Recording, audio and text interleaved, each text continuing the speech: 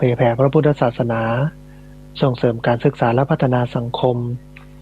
ตั้งอยู่ณที่พักสงฆ์สถาบันธรรมคิวัตรบ้านซบเตินตำบลซบปาดอำเภอแม่เมาะจังหวัดลำปางสาธุชนท่านผู้ฟังรายการนี้ออกอากาศอยู่หลายลักษณะแรกเป็นรายการสดออกอากาศผ่านทางสถานีวิทยุในเครือข่ายสถานีวิทยุคลื่นสีขาวเพื่อชาวประชาหลายคลื่นหลายสถานีหลายจังหวัดเป็นรายการสดออกอากาศทุกวันอังคารใน2ช่วงเวลาคือตี 4จนถึงตี 5แล้วก็ตี 5ไปจนถึง7 โมงเช้าช่วงที่ท่านผู้ฟังกำลังติดตามรับฟังอยู่นี้เป็นช่วงที่2ของรายการแห่งลักษณะ1เป็นการออกอากาศผ่านทาง Facebook Live ของทางวัดไฝหินแล้วก็สถานีวิทยุของทางวัดไฝหินออกอากาศในวันแล้วก็เวลาเดียวกันคือวันอังคาร2ช่วงเวลาตี 4จนถึงตี 5ตี 5ไปจนถึง7 โมงเช้าแห่งลักษณะ1เป็นเทปบันทึกเสียงเอาไปออกอากาศผ่านทางสถานีวิทยุเพื่อการศึกษาและพัฒนาอาชีพRadio Network FM 99.50 เมกะเฮิรตซ์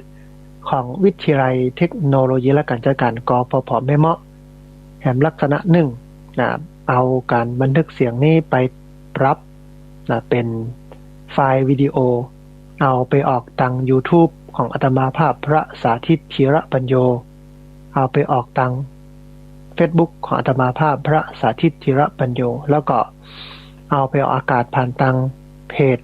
สถาบันธรรมพิวัตรซึ่ง3ช่องทางสุดท้ายต่างหลังนี้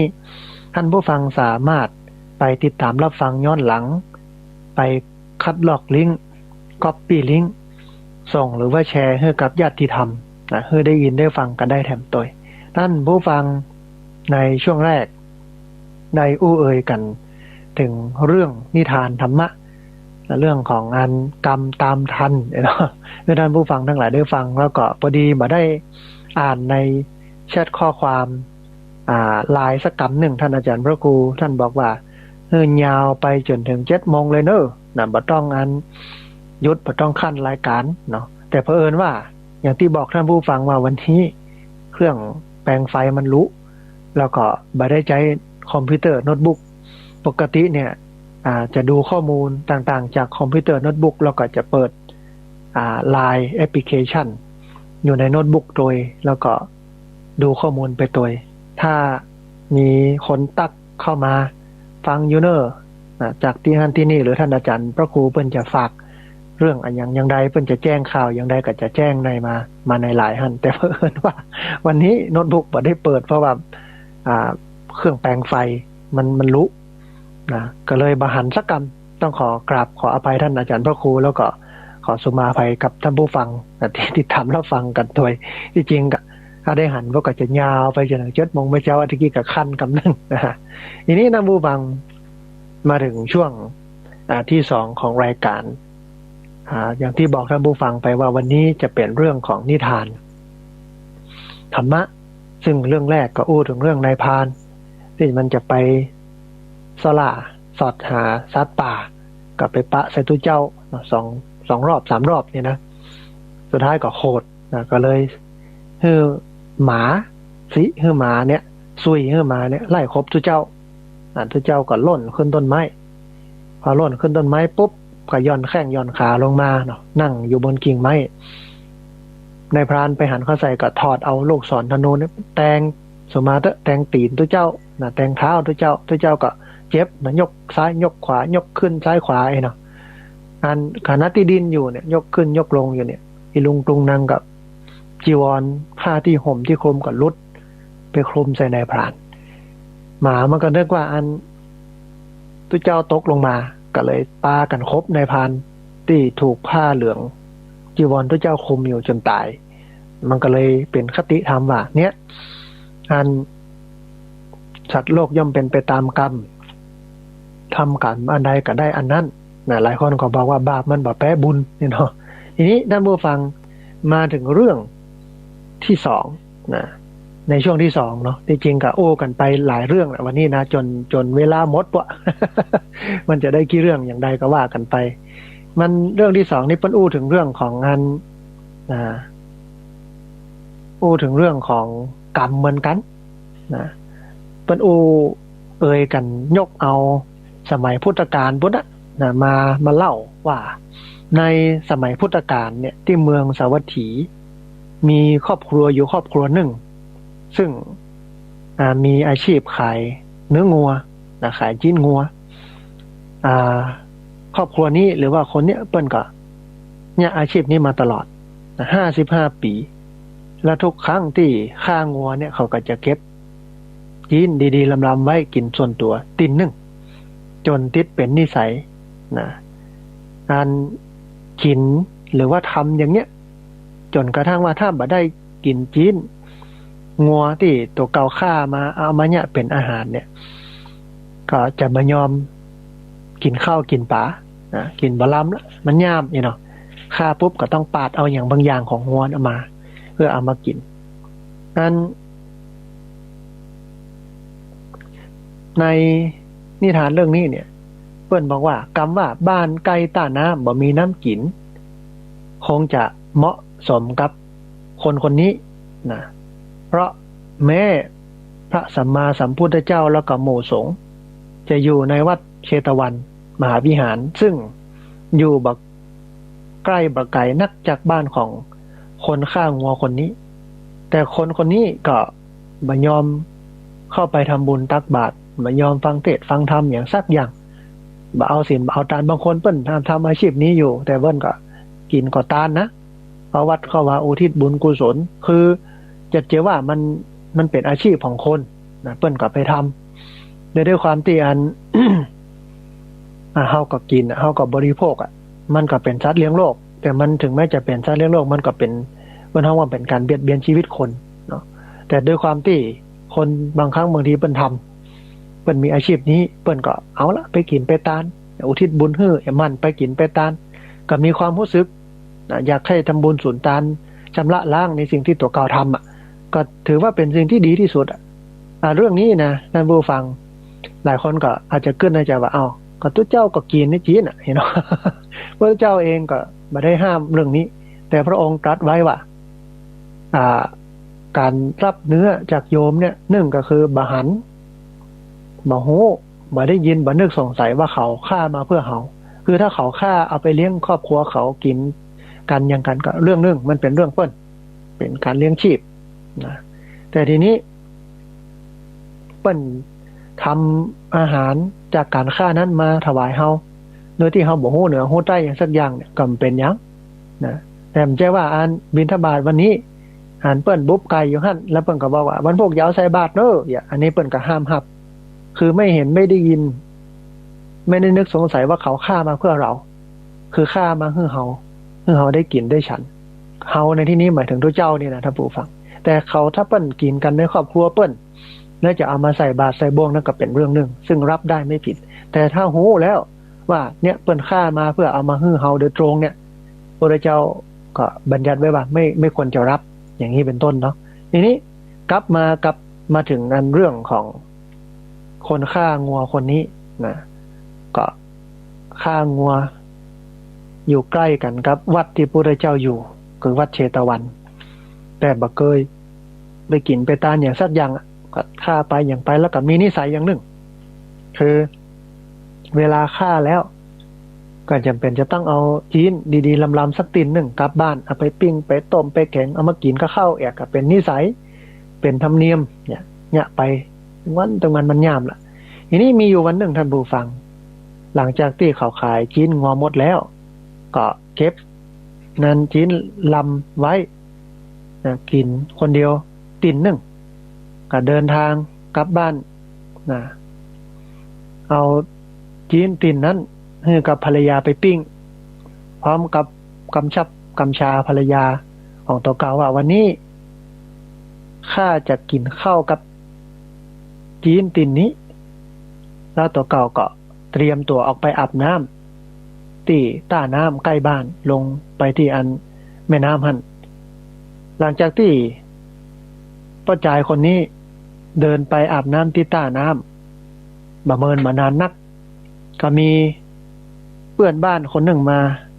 าแอวที่บ้านพร้อมกับถามซื้อจีนเพื่อที่จะไปเลี้ยงญาติต่างถิ่นที่มาเยี่ยมเยือนนั้นภรรยาก็ตอบว่าวันนี้จีนบ่มีแล้วนะเปิ้นขายหมดแล้วอ้ายอันเปิ้นขายหมดละบ่มีสักตินสักอย่างละเห็นเนาะคนที่มาถามซื้อก็สัตตาหันจีนตินนั้นก็คือตินที่นายพรานเอามาให้อันภรรยาทำกับข้าวเพื่อตัวเก่ากินแล้วจีนตินนั้นเหรอของไผ่เนี่ยนะอยู่หั่นน่ะเห็นเนาะไผ่จองไผ่ยังไว้กะเห็นเนาะอันเพื่อนหรือว่าคนที่มาถามซื้อจีนผู้เอ่ยคณะที่เขาสัตตาหันจีนตินนั้นยาก็บอกว่าอันนี้เป็นจีนของอ้ายเปิ้นนะมีอยู่ตัวเยอะเปิ้นจะเก็บไว้กินนะเปิ้นเขยข้าเจ้าปิ้งนะเห็นเนาะตอนนี้เปิ้นไปอาบน้ำอยู่บุตาน้ำเปิ้นคนที่มาซื้อจีนก็บอกว่าถ้าอย่างนั้นข้าขอจีนตินนี่ก็แล้วกันขอซื้อเนาะก็ยืนยันว่าจะซื้อให้ได้อ่ะนะฝ่ายภรรยาก็บอกว่า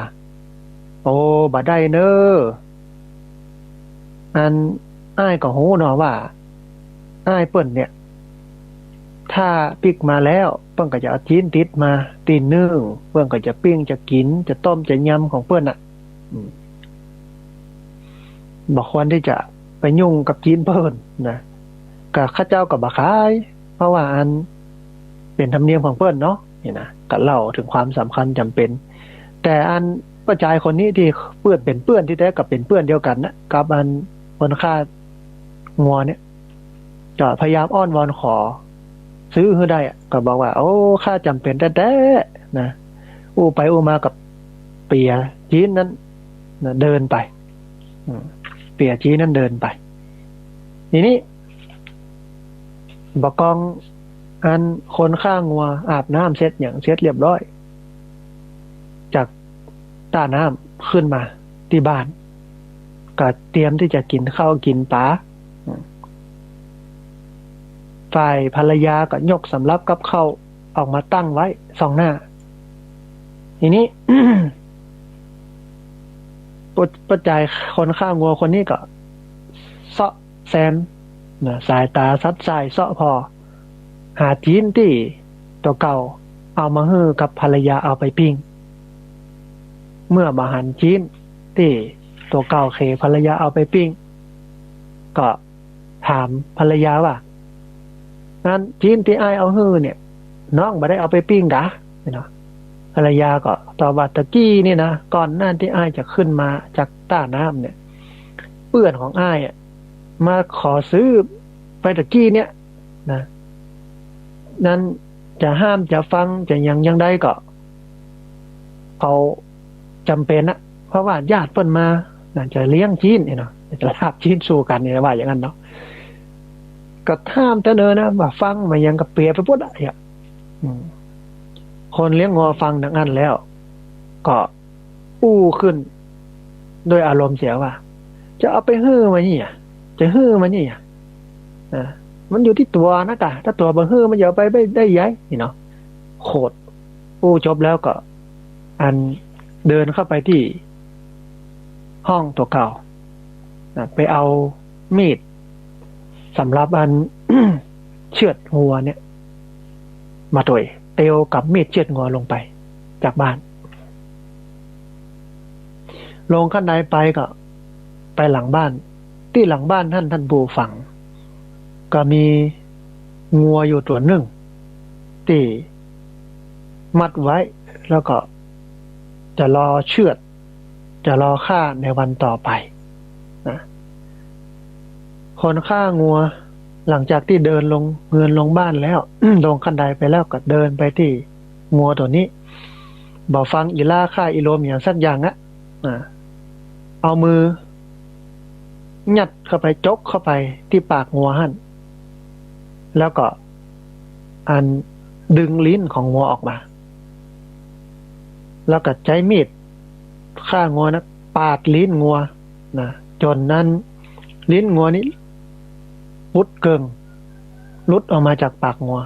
โดยที่บ่สนใจใยดีครับความเจ็บความปวดของงัวที่มันกรีดมันห้องมันเจ็บมันปวดอ่ะดิ้นทุรนทุรายด้วยความเจ็บปวดเพราะเขาคิดว่าอย่างใดก็มันก็ตายอยู่ดีวันพวกก็ถึงตายวันนี้ก็ถึงตายมาตายวันนี้ก็ตายวันพวกมันก็เอาลิ้นมาดีกว่าก็เลยเอาอันลิ้นงัวที่มันเต็มไปด้วยเลือดเนี่ยขึ้นไปหาภรรยาก็จ้อง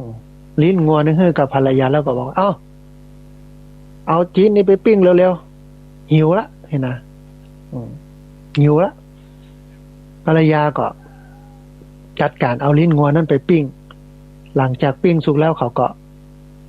กกเป็นตินมาใส่จานก็วางไว้สองหน้าของนั้นคนข้างงัวนั่นผู้ฟังทีนี้ด้วยผลของกรรมที่เขาทำนะถึงเวลากรรมมันจะให้ผลแล้วโลกโดยที่ใครๆก็บ่สามารถที่จะรับรู้ได้ว่ากรรมนั้นมันจะมาให้ตรงไหนอย่างไรยังคนข้างงัวคนนี้ขณะที่เขากำลังจะยิบลิ้นงัวดินจัดใหญ่เข้าปากตัวเก่านะพอบอกกอง ลิ้นงัวกระทบกับลิ้นของเขาเนี่ยพอดีด้วยกรรมที่มันมาตวยทันนะโดยเฉพาะกรรมที่มันเกิดขึ้นจากกันที่เขาไปตัดลิ้นงัวมาด้วยความทารุณด้วยความโหดร้ายนี่เนาะก็ทำให้ลิ้นของเขานั้น ลุดออกมานะจากปากลงไปในจานของเขาพอดีนะอันเคี้ยวไปเคี้ยวมาเนี่ยท่านผู้ฟังมันไปครบลิ้นตัวเก่า ลิ้นก็ลุดปุ๊ดเสด็นออกมาในจานข้าวเสด็นออกมาในจานข้าวเขาก็เอามือกุมที่ปากเลือดมันก็ไหลออกเนาะลิ้นปุ๊ดโลดิ้นตัวล้นตัวหลายเจ็บปวดทรมานแสนสาหัสกิ้งไปกิ้งมาห้องโอดห้องโคยเนาะเจ็บปวดนะอาการเดียวกันครับงัวที่โดนปาดลิ้นหลังบ้านตะกี้นะเขาก็อันล้มลุกคุกคานเสียงดังปิ้นความปิ้นหงายอยู่บนด้านหันเจ้าบ้านที่เตียวไก่ไปไก่มาก็หันเข้าใส่ต่างก็เกิดความเวทนาสงสารแต่โมโหจะแยกจะใดนะอันคนเลี้ยงงัวคนฆ่างัวก็ดิ้นไปดิ้นมาได้สักกำหนึ่งก็ขาดใจตายอันท่านผู้ฟังเปิ้นบอกว่ากรรมที่ทำด้วยความโหดเหี้ยมทารุณย่อมมีโทษมากจงรู้จักมีเมตตาต่อสรรพสัตว์อันนี้เป็นคติธรรมที่เกิดขึ้นจากเรื่องนี้ฟังเรื่องนี้ท่านผู้ฟังมันก็เป็นธรรมะที่อู้ถึงเรื่องของความโกรธเป็นเรื่องของโทสะจริตเรื่องความโกรธเป็นเรื่องโทสะโมโหโทโสซึ่งเป็นอกุศลมูลเนาะคือโดยความที่เปิ้นฆ่าไปอย่างไปมันก็เป็นอาชีพเรื่องของเปิ้นแต่ถามว่ามันก็เป็นกรรมก็กับตัวหั่นตามที่ทำนะแต่ด้วยความที่มันเป็นอาชีพนั่นมันก็เป็นการเลี้ยงชีพมันก็ทำไปบางคนที่เปิ้นทำอาชีพนี้เปิ้นก็ไปกินไปตานทำบุญประจำเนี่ยมันก็บาปก็ส่วนบาปบุญก็ส่วนบุญแต่ว่ามันก็นักอยู่ถึงบาปถึงบุญมันก็ถ้าเอามาหักลบกบหนี้กันมันก็จะปอๆกันทำอาจจะชดเชยได้รับผลของกรรมแล้วบุญที่ทำอยู่มันก็มาเกื้อมาหนุนเองกันแต่ถ้าทำกรรมอย่างอินนักแต่บุญบ่ทำเลยเนี่ยอย่างคนเนี้ยวัดบ่เข้าพระเจ้าบอกไว้แต่บ่ปอกับไปทำกรรมนักทำด้วยความโหดเหี้ยมทารุณเนี่ยมันก็เลยกลายเป็นอันวิบากกรรมที่มันติดตัวมาอันนี้เรื่องนึงเนาะท่านผู้ฟังเนาะจิตใจที่มันมีโทสะเข้าครอบงำมันบ่ใช่แค่เรื่องนี้เรื่องเดียวเฮาก็เหมือนกันถึงแม้ว่าเฮาได้ประกอบอาชีพนี้เฮาก็อยู่ของเฮาไปวันๆเนี่ยทำอาชีพอย่างก็ทำไปแต่เรื่องนี้มันบ่ได้อู้ถึงเรื่องอาชีพเป็นหลักแต่มันอู้ถึงเรื่องของความโกรธอู้ถึงเรื่องของการระงับยับยั้งชั่งใจอย่างคนเนี้ยกันนะไปอาบน้ำมาปุ๊บตั้งใจว่าจะกินข้าวกับจีนลำจีนปิ้งลำสักกำปรากฏว่าบ่มีสักกำ จูมาเด้อดีมันบัดเตะเมียมันอ่ะ ถ้าเป็นคนอื่นนี่เตะเมียก่อนละขั้นแรกอ่ะโหดอ่ะนะโหดอ่ะเตะเมียก่อนละงานนี้แต่มันบัดเตะมันก็เลือกไปลงที่งัววัดไปปาดลิ้นงัวมาอย่างนะแต่กับข้าวประกาศดาไว้เพิ่มหมดแล้วแทนที่จะกินท่านเนี่ยด่าให้น้อยจมให้น้อยก็กินท่านนะก็จบไปแล้วนะแต่นี่บ่เอาอย่างนั้นลงไปหลังบ้านไปโจกลิ้นงัวมาปาดลิ้นงัวอย่างเงี้ยจิตใจมันโหดมันเหี้ยมนะแต่ฟังข่าวบอกกี่วันนี้ที่เกิดขึ้นจากการที่คนนั้นฆ่าหมูที่เปิ้นเอามีดไปแทงคนตาย2 ศพและเจ็บหมูจะกี่คนเนี่ยดังนั้นเป็นเรื่องไม่ใช่เรื่องที่ มันเกี่ยวข้องกับอาชีพอย่างนักหนาจารีมันก็เป็นส่วนหนึ่งจิตใจมันโหดร้ายหรอกมันสั่งสมมาอันหนึ่งแหละแต่มากกว่านั้นก็คือเรื่องของการเสพยาเสพยาเสพติดมันคลั่งยา มันเมายาก็ไปฆ่าคนหลายคนก็มองว่าเป็นเรื่องไสยศาสตร์เป็นเรื่องของการถือของพิษคูซักยมซักยันอันนั้นเรื่องนึงเป็นเรื่องที่ตาพ่อบหันแล้วก็มันบ่สามารถจะพิสูจน์ได้ว่าเกิดจากสิ่งนั้นแต่ที่แน่ๆคือเมายาเนี่ยอันนี้ของแท้มันจำเป็นต้องซักต้องยันต้องมีขมมีของอย่างสักอย่างอะถ้าติดยาเสพติดแล้วมันเมาแล้วมันยะได้หมด ก็มันบอกว่าที่เปิ้นสัมภาษณ์หมอว่าเนี่ยไปทำไมหมอว่าแตงไผ่ไปพ่องก็แตงอย่างเดียวอะอย่าแตงอย่างเดียวก็เป็นเพราะว่าการสั่งสมนะสั่งสมเพราะนั้นเรื่องนี้มันสอนให้เรารู้เรื่องของการระงับยับยั้งชั่งใจพูดถึงเรื่องของการผ่อนคลายโทสะความพระเจ้ากับความโกรธพระเจ้าตรัสไว้นะว่าเวลาโกรธก็บอกคนอู้อย่างนั้น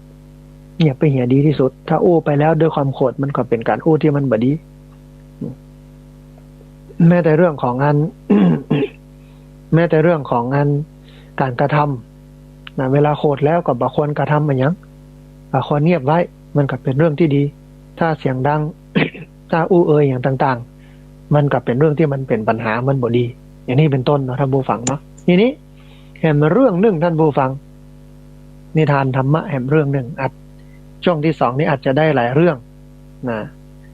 อู้ถึงเรื่องนกกตัญญูนะอู้ถึงเรื่องนกกตัญญูเปลี่ยนบรรยากาศพ่องอันตะกี้เป็นเรื่องหวาดเสียว เป็นหนังฆาตกรรมเลยเนาะมานี่ก็เป็นเรื่องของงาน เรื่องดีเรื่องงามพ่องนั้น มีเรื่องเล่าเป็นนิทานเพิ่นบอกว่าที่ป่าไม้งิ้วเชิงเขาหิมาลัยมีฝูงนกแขกเต้าอาศัยอยู่หลายแสนตัวไม่ใช่ธรรมดานะเป็นแสนตัวพุ่นนะนกแขกเต้าตัวใหญ่ซึ่งเป็นหัวหน้า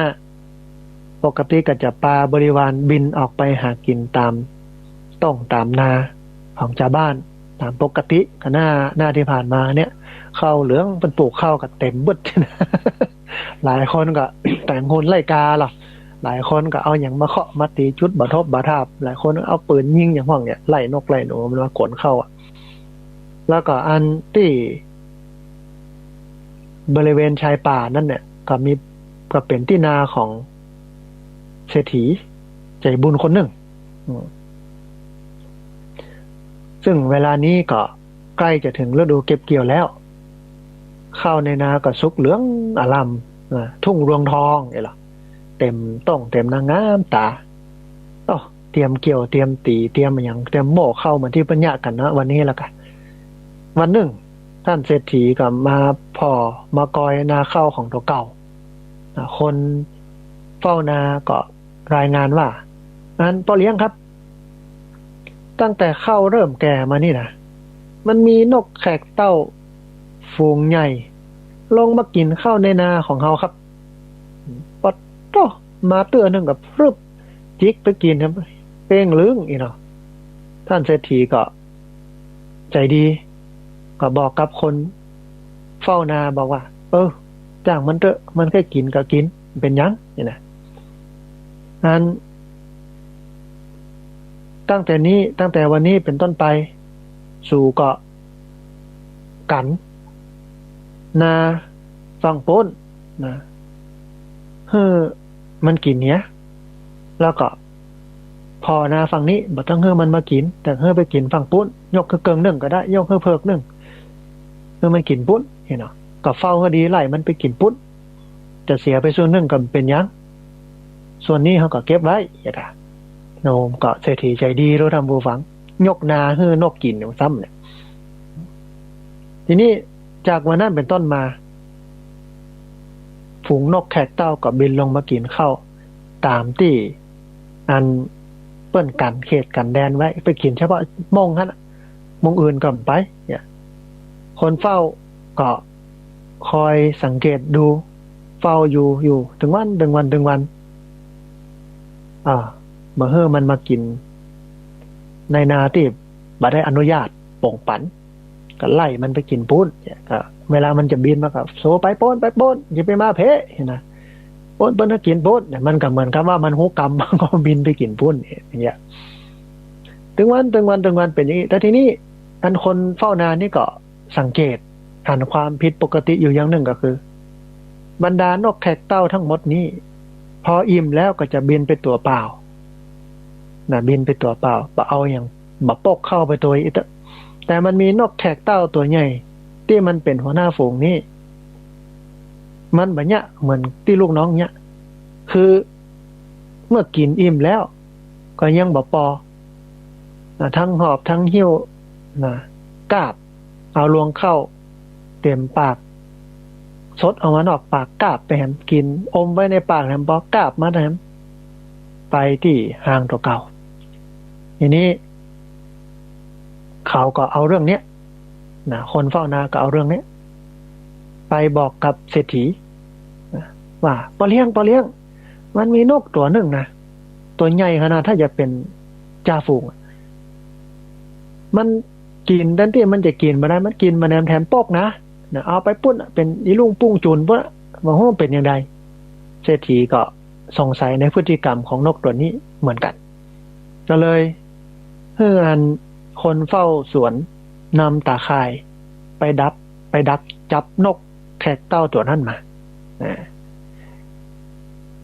คนเฝ้านาก็ดักจับนกอยู่หลายวันดักจับอยู่หลายวันก็ได้จับได้วันหนึ่งหลังจากที่พกที่เฝ้าจะจับหลายวันก็ยังไม่ได้แต่วันนี้ได้แล้วก็เอามันไปขังไว้ในกรงใส่กรงไว้แล้วก็เอามันไปให้แก่เศรษฐีพอเศรษฐีหันนกแล้วก็ถามขึ้นว่าเนี่ยอย่างสู่ถึงเนี่ยอย่างอี้เฮาใจดีให้หมูสู่กินเนี่ยมันแค่อิ่มแต่หมูสู่เนี่ยก็โลภมากกินมาหู้จักปอกินมาแนมแถมปกนี่เนาะเต็มปากเต็มคอยังเหมือนกับเปิ้นมีงานศพงานซากงานไหนบ่ไหนเจ้าภาพองค์ตาลนี่เนาะมากินให้มาปกใส่ถุงไปปุ๊บ ดีเศรษฐีเพิ่นว่าอีเนาะนะคนแขกที่มาผมได้กินเอาไปเห็นหมดเห็นเสี่ยงใส่6 คูณ 3ใส่9ใส่ข้าว6 คูณ 9ใส่แกงเอาไปบ้านกันเนี่ยหมดเห็นเสี่ยงเนี่ยเศรษฐีวิยาว่าอีกอะกินมาแถมปกเนี่ยทีนี้ท่านผู้ฟังนกแขกเต้ามันก็บอกกับเศรษฐีว่าอันป้อเลี้ยงจะไปฟังเข้าใจผิดป้อเลี้ยงที่เฮาเนี่ยเฮาทำอยู่นี่มันบ่ใช่เป็นการเนี่ยการทำด้วยความโลภนั้นมันเป็นสิ่งที่จำเป็นนกแขกเต้าก็อู้ขึ้นมาเศรษฐีนั่นก็บอกว่าอ้าวแล้วสูเนี่ยอย่างอี้เนี่ยลองอธิบายเหตุอธิบายผลมาแล้วเศรษฐีก็ถามด้วยความสงสัยเนาะแล้วก็สนใจว่ามันเป็นอย่างไรนกแขกเต้าก็บอกเป็นในว่าที่เฮากราบเอารวงข้าวของท่านไปนักอย่างอันเนี่ยก็เพื่อใช้หนี้เก่าแล้วก็เพื่อเขากู้ยืมนี่หรอมันก็ว่าเป็นอันภาษาพิศนาธรรมเหมือนกันนะตอบก็ตอบมันกวนๆนะ บอกว่าเอาไปใช้หนี้เก่าแล้วเพื่อเขากู้ยืมนี่นะเศรษฐีก็ไข้หัวชอบใจคำตอบของนกเจ้าปัญญาแต่ก็อดสงสัยบ่ได้ก็ถามต่อว่า นักแกน่ะสูเนาะนะไหนลองบอกมาเหรอว่าใจนี่ไขแล้วก็ให้ไขกู้ยืมเอาไปใจนี่เก่าแล้วให้เขากู้ยืมเนี่ยมันเป็นยังไงเนาะนกแขกเต้าก็อธิบายให้เศรษฐีฟังว่านั้นป่อเลี้ยงที่ป่าไม้ยิ้วที่เป็นที่อยู่อาศัยของหมู่ผมเขานี่นะมันมีนกแขกเต้าเข้าอยู่หลายตัวแล้วก็มีนกแขกเต้าอันอยู่2 ตัวที่มันเฒ่ามันแก่แล้วก็ตามันบอดบินไปเสาะว่าหากินบ่ได้นกแขกเต้า2 ตัวนั่นก็คือพ่อแม่ของผมเพราะอย่างนั้นผมก็เลยเอารวงข้าวของเศรษฐีเนี่ยไปแบ่งออกเป็น3 ส่วนก็คือส่วนหนึ่งก็แบ่งให้กับพ่อกับแม่อันนี้คือใจหนี้เก่าใจหนี้ชีวิตที่ท่านทั้งสองคอยประคับประคองเลี้ยงดูผมมาจนใหญ่จนโตส่วนหนึ่งก็แบ่งสงเคราะห์นกแก่ๆที่เป็นญาติแถมส่วนหนึ่งก็แบ่งไปเลี้ยงลูกนกน้อยของหมู่ผมเขาเนี่ยเหมือนเป็นการให้เขากู้ยืมนี่หรอสอนให้เขารู้จักบุญคุณเมื่อยามแก่เฒ่าเขาก็จะได้เลี้ยงเขาโดยตั้งหน้าอีกอะนะเศรษฐีใจดีใจบุญได้ฟังเหตุฟังผลของนกแขกเต้าแล้วก็ชอบใจแล้วก็กล่าวชื่นชมบอกว่าสูนี่เป็นสัตว์เดรัจฉานแต่ก็รู้จักกตัญญูคุณต่อผู้มีพระคุณแก่ตัวเก่าเอาละเราจะปล่อยสูให้มันเป็นอิสระนะบ่ยับบ่ขังสูละเข้าใจละนะคำนี้ก็เลยจบเสร็จแล้วก็ปล่อยให้นกกันไปพร้อมกับกำชับให้คนเฝ้านาบ่ให้ทำร้ายนกทุกตัวที่มากินข้าวแล้วก็ได้แบ่งนาแหมเกิงนึ่งไว้ให้นกลงกินข้าวตามสบายพร้อมกับสั่งให้คนนำรวงข้าวสาลีอย่างดีไปวางไว้ให้กับนกแขกเต้าตัวใหญ่หัวหน้านกนั้นจึงวันตึงวันจนกว่ามันจะตายไปคติธรรมเรื่องนี้ท่านผู้ฟังเพิ่นบอกว่ากตัญญูคือรู้คุณของผู้ทำอุปการะแก่ตนมาก่อนกตเวทีคือประกาศเกียรติคุณของท่านที่ให้ปรากฏทดแทนคุณของท่านจนสุดความสามารถของตนบัณฑิตชนย่อมสรรเสริญว่าเป็นคนดีเป็นสีแก่ตนและประเทศชาติกตัญญูกตเวทีคือเครื่องหมายของคนดีอันนี้เป็นคติธรรมที่ได้จากเรื่องนกแขกเต้ากตัญญูเรื่องนี้น่าสนใจท่านผู้ฟังมันก็เป็นนิทานเนาะเป็นจริงเขาก็ไม่ได้กินนะมันมาลงที่มดให้เชี่ยงกับปลูกนาคือนกนกายหลายคนเข้าไปอันนี้เป็นนิทานบ่ได้ความจริงก็คงอย่าไปเฮือมากินจนมดจนเชี่ยงก็มีข้าวกินเนี่ยอย่ามามีข้าวเหลือไปตานข้าวใหม่นะท่านผู้ฟังนะใกล้ถึงหน้าตานข้าวใหม่ตานข้าวจี่ข้าวหลามเหมือนกันเนาะทีนี้ท่านผู้ฟังมันมีคติธรรมเรื่องนี้ก็คือเรื่องของความกตัญญูนกแขกเต้ามันก็บอกว่าเอาไปใจหนี้เก่าแล้วก็เอาไปให้เขากู้ยืมนี่เหรอน่าสนใจนะกับกับเนี้ยใจหนี้เก่าก็คือชำระหนี้บุญคุณที่พ่อแม่ครูบาอาจารย์เลี้ยงดูเฮามาโลกให้เขากู้ยืมก็คือเอาไปให้ลูกตั้งหน้าให้ลูกน้อยให้ได้กินนี่ให้ลูกกู้ยืมเพื่อว่าลูกเนี้ยมันจะได้มาใส่มาตอบมาแทนด้วยการมาดูแลยามเฮาเฒ่าแก่หลายคนก็หวังอย่างนั้นแล้วก็ชีวิตถึงวันนี้ก็ยากอย่างเงี้ยที่เศร้าว่าหากินแจ้งไปแจ้งก็ไปค่ำบ่ค่ำก็มาเหือไหลใครย่อยอิดเหนื่อยอย่างนี้นะก็ย้อนเอาไปใจหนี้เก่าแล้วก็ให้เขากู้ยืมใจหนี้เก่าก็คือเอาไปเลี้ยงพ่อเลี้ยงแม่ดูแลพ่อแม่ทีนี้การเลี้ยงดูพ่อแม่เนี่ยท่านผู้ฟังมันหลายคนรุ่นใหม่เนี่ยบ่ค่อยได้ใส่ใจเท่าที่ควรจะเกิดก้อยว่าเรียนจบก่อนยะการก่อนมีเงินก่อนก็เอาเงินมาให้เกิดอย่างนั้นแต่ที่จริงเกิดอย่างนี้มันเป็นการเกิดที่ยาวไปแล้วขวายไปแล้วอาจจะบ่ทั่วบ่ถึงบ่ทันเพื่อนอาจจะบ่อยู่รอให้เฮามาดูมาแลก็ได้การตอบแทนหรือปฏิการะพ่อแม่เนี่ยมันเนี่ยได้หลายวิธีการนะอย่างแรกก็คือเรื่องของการนั้นเลี้ยงดูท่านตามอัตภาพนะเลี้ยงดูท่านตามอัตภาพ เฮามีหยังเฮาก็ให้เปิ้นได้กินปัจจัย4บ่ให้ขาดอาหารเครื่องนุ่งห่มที่อยู่อาศัยการรักษาพยาบาลไม่ใช่ว่ายารักษาโรคนะอันที่4เนี่ยปัจจัยที่4เนี่ยไม่ใช่ยารักษาโรคแต่มันเป็นการรักษาพยาบาลเนาะเป็นการรักษาพยาบาลมีอะไรหยังนะเปิ้นเจ็บเป็นเย็นไข้ก็พออย่างน้อยปัจจัย4นี้บ่ควรขาดอาหารของกินให้ได้กินครบ3มื้อแล้วก็เป็นของกินที่มีคุณค่าทางโภชนาการจะล้ำบะล้ำมาว่าเรื่องนึง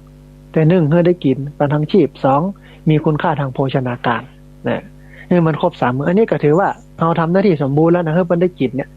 มันจำเป็นต้องเป็นกับข้าวดีๆล้ำๆหรูๆหลาๆใช่นะแต่ถ้ามันยะได้ก็ยะไปแต่โดยพื้นฐานของมันคือให้ได้กินและกับข้าวนั้นก็มีคุณค่าทางโภชนาการอาหารเครื่องนุ่งห่มนะยิ่งช่วงนี้หน้าหนาวเนาะผ้าห่มผ้าพารวมไปจนถึงงานเสื้อผ้าอาภรณ์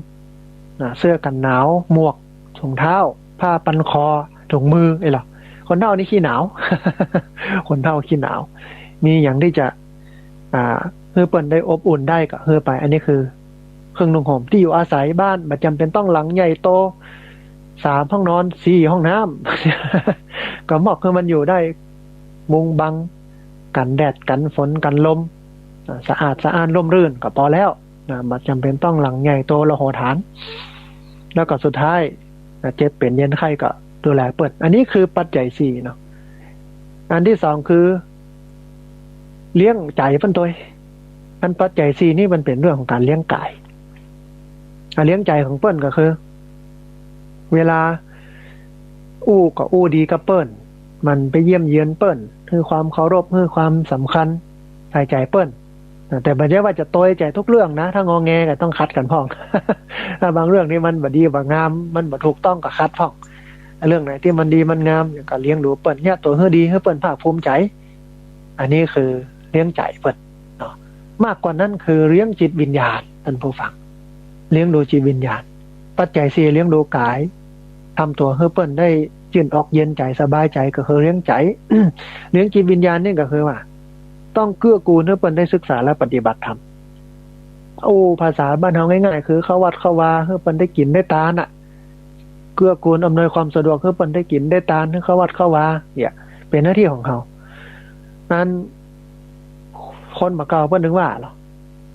เลี้ยงดูพ่อแม่จะเลี้ยงอย่างดีอย่างใดก็ตามแทบบ่ได้ทำให้เปิ้นเข้าถึงศีลถึงธรรมเนี่ยมันก็ได้การเลี้ยงได้กากายกระจายเท่าอันบ่สามารถที่จะเลี้ยงจิตวิญญาณเปิ้นได้ถึงแม้ว่าเราจะเอาป่อมานั่งบนบ่าซ้ายกับบ่าขวาจะเอาแม่มานั่งบนบ่าซ้ายของเราเพื่อเขาป้อนข้าวป้อนน้ำเปิ้นหรือเปิ้นสมาธิขับถ่ายอุจจาระปัสสาวะลงบนไหล่ของเราจนเฮาตายไปก็ดีจนเปิ้นตายไปก็ดีก็บ่สามารถที่จะตอบแทนบุญคุณได้ครบได้เสี่ยงนอกเสียจากว่าเพื่อเปิ้นได้ศึกษาและปฏิบัติธรรมมันก็เลยเป็นธรรมเนียมของการบวชเฮียนบวชให้พ่อให้แม่เพราะว่าบวชเนี่ยมันก็ทำให้ลูกบวชทำให้พ่อแม่ได้มีโอกาสเข้าวัดไปส่งข้าวส่งน้ำบางคนเนี่ยบ่ค่อยเข้าวัดเข้าวาเลยแต่บ่กองลูกบวชเป็นตุเป็นเนนเป็นพระเป็นเนนก็เข้าไปส่งข้าวส่งน้ำเข้าไปร่วมกิจกรรมวันพระวันศีลไปกินไปทานเข้าวัดเข้าวาเนี่ยมันก็เป็นการเกื้อกูลให้คนในครอบครัวเขาได้เข้าวัดเข้าวาเพราะฉะนั้นการเลี้ยงดูอย่างนี้เป็นการเลี้ยงดูที่ถูกต้องดีงามก็คือเลี้ยงทางด้านจิตวิญญาณ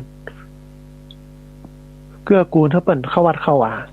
ศึกษาและปฏิบัติธรรมอย่าไปเลี้ยงแต่กายอย่างเดียวเลี้ยงแต่ใจอย่างเดียวมันต้องครบ3อย่างกายใจและกับจิตวิญญาณ3อย่างนี้แล้วจิตวิญญาณนี่สำคัญเวลาเปิ้นไปกินไปทานก็บ่ได้คัดบ่ต้องคัดตายไปเตอะแต่ว่าก็ให้เปิ้นกินเปิ้นทานตามฐานะอัตภาพบ่ให้เบียดเบียนตัวเองและบ่เบียดเบียนคนอื่น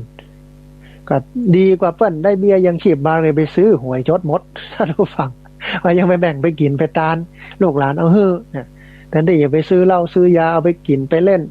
คนเฒ่าบางคนก็เป็นอันแท้บางคนนี่ก็เปิ้นก็แบ่งสรรปันส่วนโลกกินพ่องทานพ่องเนี่ยกินหวานทานม่วนตายอย่างนี้นี่คือการปฏิการะเวลาเปิ้น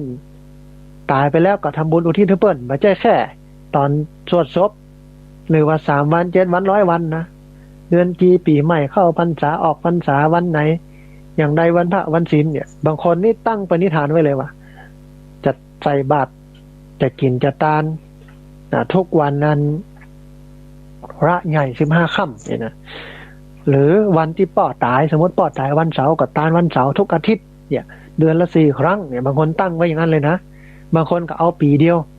ครบรอบวันตายวันนี้แปลว่าทำบุญใหญ่บุญหลวงกินใหญ่ต้านหลวงอีกอะมันเป็นอย่างนั้นหรอนี่คือสิ่งหนึ่งที่เราควรทำในฐานะที่เป็นลูกเป็นหลานเอาละทีนี้ใจนี่กล่าวว่าไปแล้วคือเขากู้ยืมนะเลี้ยงลูกเลี้ยงหลานคนมาเก่าอยู่แบบเกษตรกรรมเกษตรกรต้องการแรงงานนักในเรื่องของการมาทำให้ทำนาเพราะยุคเกษตรมันเป็นอย่างนั้นด้วยความที่เทคโนโลยีมันบ่มีอ่ะกับไปบกต้มคนเดียวกับบก3 คน4 คนมันต่างกันโลก็ไปจ้างเปิ้นกับบ่มีสตังค์ไปวานคนอื่นกับต้องไปใส่มือใส่แหงเปิ้นแหมถ้าครอบครัวเรามีคนในครอบครัวนักมีลูกนักมันก็จะช่วยแบ่งเบาแล้วก็ยุคก่อนยุคเกษตรเนี่ยมันเลี้ยงเข้ามันเลี้ยงดูลูกมันง่ายมันไม่ใช่ยุ่งยากอะไรยังกล้วยหม่ำนะคะหม่ำเข้าไปเด้อ บัต้องมีอันแพมเพิร์ดแพมแพะบัต้องมีอันข้าวโอ๊ตข้าวแอดอาหารเสริมโน่นนี่นั่นมีผ้าอันอ้อมผ้าแอมอย่างเดียวนะเลี้ยงดูง่ายมีลูกโหลหนึ่งพ่อแม่กู้หนึ่งมีลูกโหลหนึ่งดูต่างอันคนนั้นเนี่ยนั่นคนนี้เนี่ยนี่หวังได้เปิ้งเปิ้งกันในการใช้แรงงานยุคนั้นพ่อแม่ก็หวังเปิ้งลูกอย่างเดียวนะการทำงานแต่ยุคมันเปลี่ยนไปอย่างมันเปลี่ยนไปค่าครองชีพมันสูงขึ้นถึงวันที่จะมีลูกสักคนหนึ่งเกิดยากต้องไปเลี้ยงไปดูไปผอไปกอยเงินส่งไปห้องห่ำห้องเฮียนกะกินกะลดกะลากะเสื้อผ้ากะชุดนักเรียนกะนั่นกะนี่ถ้ามันดีก็ดีไปมันไปก่อเรื่องแฮมกับเป็นปัญหาได้เสี่ยงย้อนมัน ลายย่างนะหลายคนถึงวันนี้จะเกิดมีลูกเนี่ยก็เกิดยากเขากู้ยืมก็คือลูกได้กินให้ใจหวังว่าลูกจะเลี้ยงในยามเท่าแต่คนบักเก่าเนี่ยท่านผู้ฟังพ่อแม่กู้หนึ่งมีลูก12 คนโหลหนึ่งยังเลี้ยงใหญ่มาแล้วในหมดแต่ลูกบางคนลูกเป็นโหลเลี้ยงพ่อแม่กู้หนึ่งยังบักกุ้มเลยนะไปปล่อยไปละไปขว้างไว้ที่หั่นที่นี่ก็มีนะสถานสงเคราะห์อย่างแต่บางคนก็มีเหตุจำเป็นนี่เลี้ยงมาได้แต่อย่างก็ว่าไปอย่างหนึ่งเนี่ยมันเป็นเรื่องของความกตัญญูกตเวทีในวันนี้หลายคนคงมาคาดหวังอย่างนักกับลูกกับหลานสมัยก่อนคาดหวังว่าเลี้ยงเขามาแล้วเขาจะเลี้ยงเขาตอบแต่ถึงวันนี้ก็ขอให้มันเอาตัวรอดให้ได้เถอะ นะวันนี้นะมันใช่ว่ามันจะต้องมาเลี้ยงมาดูเขานะบางคนนี่ก็ยังบอกว่ามันเอาตัวรอดก็พอแล้วเราก็หวังยากในยุคนี้สมัยนี้สมัยมันเป็นยุคใหม่มันเป็นสมัยใหม่มันคนละเรื่องละโลกกับยุคเฮาสมัยเฮาเนาะท่านผู้ฟังคนรุ่นใหม่ก็ไปเห็นอย่างหนึ่งคนรุ่นใหม่ก็ไปเห็นอย่างหนึ่งคนรุ่นเก่าก็ไปเห็นอย่างหนึ่งถ้าเป็นภาษาวิชาการมันว่าคนละเจนมันคนละเจนคนละยุคคนละสมัยเปิ้นมันเฮานี่มันอนาล็อกเหรอของเปิ้นนี่ดิจิตอล ยุคเปิ้นยุคดิจิตอลเฮายุคอนาล็อกเฮายุคทีวีขาวดำตู้สี่เหลี่ยมแต่เดี๋ยวนี้เปิ้นจอแบนจอสีมันคนละอย่างนะของเฮามันยุคโทรเลขสมัยก่อนยุคเขียนจดหมายเดี๋ยวนี้เปิ้นโทรศัพท์หลายคนโทรศัพท์เหมือนกันจอขาวดำแล้วเดี๋ยวนี้เปิ้นเป็น Android สัมผัสหูดหน้าจอเอาบางคนละยุคเฮามันตักน้ำหาบน้ำโบะหลัวสาวน้ำทุ่ง หาบไม้การใจกลมแต่ยุคนี้น้ำประปาแก๊สไม่ไปสาวน้ำทุ่งจ้างที่ไหนทั้งวันเนี่ยมันจะโบะหลัวอย่างเฮาแล้วนี่ใจแก๊สแล้วนี่เดี๋ยวนี้มันเป็นอย่างนั้นท่านผู้ฟังยุคนี้สมัยนี้นะคนละโลกสมัยเฮาจะมีน้ำใจเตื้อหนึ่งกับโปดโตต้องไปสาวน้ำทุ่งต้องไปหาบไม้การไปเทใส่ในมะองใส่ในถังในคุไว้เดินไปเดินมาเดี๋ยวนี้เปิดออกสว่างเขาจะนึ่งข้าวเผาไฟกับเผาถ่านโบะหรือว่าเดี๋ยวนี้แก๊สบ่มเดียว มันคนละยุคความคิดความอ่านแต่ถึงจะยุคไหนยังได้ก็ตามท่านผู้ฟังคุณธรรมข้อนี้ควรมีคือความกตัญญูพระเจ้าตรัสชัดนะว่านิมิตังสาธุรูปานังกตัญญูกตเวทิตาความกตัญญูเป็นเครื่องหมายของคนดีใครจะดีบดีกับพอที่เนี้ยที่กตัญญูนี้เอาความกตัญญูเป็นที่ตั้งที่หมายของคนเขาอาจจะพอคนบดีนี่พอง่ายเอาปู่นั้นขี้เหล้าบดีใบบดีบอดเนี่ยนั้นขี้จมขี้เหล้าขวานเปิ้นบดีใบบดีบอดไอ้น้องนั้นขี้ลักไอ้น้องนั้นขี้ยาเนี่ยมันดูง่ายแต่คนดีเนี่ยมันดูยากใครจะเป็นคนดีเนี่ยมันยากถ้ามีคนเข้ามาในหมู่บ้านเฮาคนหนึ่งมาถามเขาว่าหมู่บ้านนี้ไผเป็นคนดีพ่องเนี่ยเขานอนกึดเพิกเขาตอนกว่าจะได้คำตอบเนี่ยนะลุงแก้วท่านดีแต่เสียท่าขี้เหล้าป้าสมนั่นดีแต่เสียท่าขี้แซมนั้นพี่สีก็ดีแต่เสียท่าขี้พายเนี่ยมันหาคนดีมันได้แต่บกองบอกว่าใครบดีพ่องเนี่ยนะจดออกมาได้เฉพาะเพิกชั่วโมงเดียวเนี่ยมันต้องเพิกเขาตอนได้4 วาป่ายวันอะไรจื่อนะนั่นเป็นอย่างนั้นเราทำโบฟังแต่ว่าเครื่องหมายของคนดีนี่มันพอได้พอที่ความกตัญญูฮั่นกตัญญูอย่างแรกคือกตัญญูต่อพ่อต่อแม่มันเลี้ยงพ่อเลี้ยงแม่มันก่อนนอกจากเลี้ยงแล้วบางคนนี่ให้ความสำคัญกับแฟนนักกว่าพ่อแม่นะแฟนได้กินดีอยู่ดีพ่อแม่ยังกินดีมันเท่าแฟนเนี่ยหนึ่งมันเลี้ยงพ่อแม่ดีก่อนสองมันปฏิบัติดีต่อพ่อแม่ก่อนมันอู้จาดีไม่ใช่อู้เอ็กซัดบางคนวัยรุ่นหรอกเวลาอู้โทรศัพท์กับแฟนเนี่ยม่วนนันสันเล่าเนี่ยเป็นจ่าเป็นขับเป็นผมสุภาพอ่อนโยนนะเราอู้กับแม่อะยังเอกปัดเข้าใส่ไม่ยากด้วยไว้ก่อนนี่หรอกนั้นขี้ค้านอยู่นะบอกให้มันล้างถ้วยเนี่ยลูกล้างถ้วยเนอะเดี๋ยวก่อนกันเดียวก่อนของมาในเฟอร์เข้าตอนวะแต่ถ้าแฟนบอกให้ไปหับเนี่ยนะมันจะล่นไปทันทีนะอันนี้วัยรุ่นทั่วไปตัวที่สัมบัติขยมไปนะหันเขาหรอกมันเป็นอย่างนั้นแล้วพ่อแม่มันเล่าให้ฟังว่าเป็นอย่างนั้นแต่นะพระอาจารย์นี่นะก็เพราะฉะนั้นในฐานะเป็นลูกเนาะก็ต้องกตัญญูมีกำอู้กำหนึ่งของเล่าปีนี่เป็น1 ใน 3เปิ้นฮ้องว่าตัวละครสำคัญของนิยายอิงประวัติศาสตร์เรื่อง3 ก๊กเล่าปีเนี่ยอู้กับอันลูกน้องทั้งหลายว่าเปื้อนหรือว่าแฟนนี่มันเหมือนเสื้อผ้านะปุ๊ดแล้วมันเอามาต่อได้หรอพ่อแม่ญาติพี่น้องเหมือนกับแขนขาถ้ามันปุ๊ดแล้วมันต่อบ่ได้นะสิ่งที่เล่าปีอู้เนี่ยเล่าปีพยายามจะบอกให้เฮาได้รู้ว่าเฮาต้องให้ความสำคัญกับพ่อกับแม่กับคนในครอบครัวนักกว่าคนนอกครอบครัวมันตั้งแต่ท่านผู้ฟัง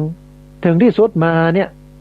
มันก็บ่พ้นพ่อพ้นแม่พ้นปีพ้นน้องเป็นอย่างนั้นแต่นะบางคนมีแฟนเนาะ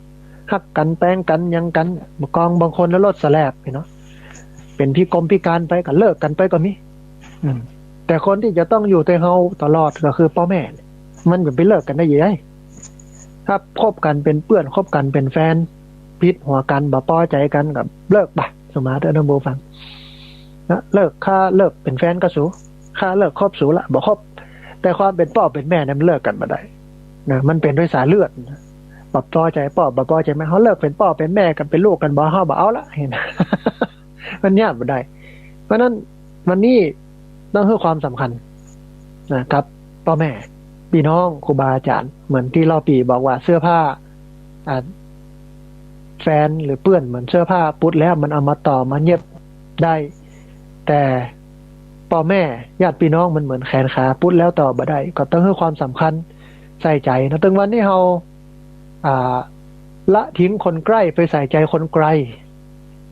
ละทิ้งคนใกล้ก็คือคนใกล้ตัวคนในบ้านท่านพ่อแม่ญาติพี่น้องไปใส่ใจคนไกลคือคนต้องนอกทั้งป้างบุญนะคือความสำคัญกับเปิ้นปูดเนี่ยเพราะนั้นต้องไม่ละทิ้งคนใกล้แล้วก็ใส่ใจคนไกลมันเป็นอย่างนี้เนาะไม่ละทิ้งคนใกล้แล้วก็ใส่ใจคนไกลถึงวันเนี้ยละทิ้งคนใกล้และใส่ใจคนไกลมันถึงมาเป็นปัญหา เหมือนนกแคกเต้าที่เป็นนิทานเนี่ยมันก็ยังกตัญญูกึศถึงพ่อถึงแม่แต่พ่อแม่วันนี้ที่เลี้ยงลูกไปก็บ่ได้คิดว่าเปิ้นจะมาตอบมาแทนอย่างนักหนาก็กึศแค่ว่ามันเอาตัวรอดก็พอแล้วอย่าเอาละอ่อนประเดี๋ยวนี้ก็ยังว่าทักษะน้อยมันบ่เหมือนละอ่อนยุคเก่าที่ทำทุกเรื่องสมบุกสมบันมันก็เป็นแต่เฮาด้วยนะบ่ได้ให้เปิ้นอยากการทำงานอย่างนักก็เรียนไปเด้อลูกมันต้องเดี๋ยวแม่จัดการเองหมดเนี่ยสุดท้ายมากลายเป็นคนประเภทฉลาดลึกแต่โง่กว้างคือฮู้แต่วิชาการดังๆมันฮู้ได้ง่ายเพราะความฮู้ถึงวันนี้มันอยู่ในอินเทอร์เน็ตมันอยู่ในหนังสืออ่านหนังสือก็ฮู้เสาะค้นหาในอินเทอร์เน็ตก็ฮู้นะมันก็เลยเป็นคนฉลาดลึกฮู้เรื่องหมู่นี้หรือเรื่องวิชาการเก่งแต่โง่กว้างคือทักษะชีวิตบ่มีทักษะในการดำเนินชีวิตนะมันมีทักษะในการใช้ชีวิตเพราะชีวิตเนี่ยมันเป็นเรื่องของการต้องลงมือทำเพราะชีวิตนี้มันเป็นเรื่องของการต้องผ่านต้องก้าวพ้นข้ามผ่านต้องเผชิญมันถึงจะฮู้ได้มันไม่ใช่จะไปเรียนแต่ทฤษฎีมันจะฮู้ได้เพราะการใช้ชีวิตมันไม่มีสูตรสำเร็จมันไม่ตายตัวเหมือนความรู้ที่อยู่ในหนังสือไว้อะไรมันก็เป็นอย่างนั้นนะอยู่ในหนังสือหั่นอ่านหนังสือก็ฮู้ทันครูหมดละนะเสาะหาในอินเทอร์เน็ตความรู้หมดนี้ก็ฮู้แล้วเนาะแต่ทักษะชีวิตหรือการใช้ชีวิตเนี่ยมันต้องผ่านบางคนพ่อแม่หลายคนเนี่ยฝึกลูกแน่นนะฝึกล้างถ้วยล้างจานฝึกมื้อนั้นนี้กับก็ถือว่าเป็นบุญเฮาถ้าลูกดีฟังเฮาปฏิบัติตามเฮาเนี่ยนะมันบ่ดื้อบ่รั้นมันดีกว่าถูกหวยรางวัลที่1ก็ดอกแต่บางคนเนี่ยลูกลึกลูกด้านมันอิดมันเหนื่อยนะหมดพลังอาตมาภาพเวลาไปสอนละอ่อนก็จะอู้เรื่องนี้เสมอว่าความกตัญญูเป็นเครื่องหมายของคนดีนะพุทธเจ้าตรัสไว้ว่านิมิตังสาธุรูปนังกตัญญูกตะเวทิตาความกตัญญูเป็นเครื่องหมายของคนดีเพราะนั้นต้องกตัญญูนะมันเป็นคำกรบทหนึ่งที่บอกว่ากตัญญูรู้คุณท่านสำคัญนักนี่เป็นหลักของคนดีมีครบถ้วนตอบแทนท่านให้งามตามสมควรคนดีล้วนยึดมั่นกตัญญูความกตัญญูเป็นสิ่งที่สำคัญคนจีนเปิ้นให้ความสำคัญกับความกตัญญูว่าแสนล้านความดีมิสู้หนึ่งกตัญญูหมายความว่าต่อให้เราไปทำความดีเสี่ยงตี้แต่เราบ่ได้ทำความกตัญญูต่อพ่อแม่ความดีนั้นก็ไม่สมบูรณ์นะเพราะนั้นความดีที่มันสมบูรณ์ที่สุดมันดีที่สุดคือทำดีกับผู้มีพระคุณกับพ่อกับแม่กับวิธีการก็อย่างที่บอกแล้วทุกครั้งที่สอนละอ่อนก็บอกว่าการตอบแทนบุญคุณพ่อแม่ให้ได้ดีที่สุดคือการทำหน้าที่ของตนเองให้สมบูรณ์ทำหน้าที่ของตนเองให้ดี